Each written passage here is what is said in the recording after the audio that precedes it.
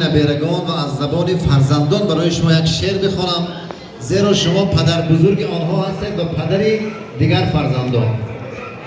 پدر بختم، پدر تختم، پدر اقبال و تدبیرم، اگر چند پدر جان ز احوالت خبر من دیر میگیرم، ولی یک لحظه به یاد تو باشم میمیرم.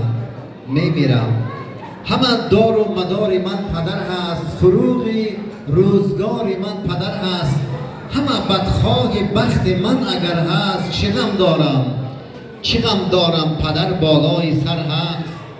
پدر بختم، پدر تختم، پدر اقبال و تدبیرم. و همزمان گفتنیم که هر حرف تو یک ترانه من باشد، چشم تو چراغ خانه من باشد. ای کاش پدر 1100 سال دیگر دست تو بر روی شانه من باشد. سپاس میگویم برای پدران و باباهای مهربان، یک قصفی خیلی هم صمیمانه. شما سربلند باشید. تشکر، سربلند باشید.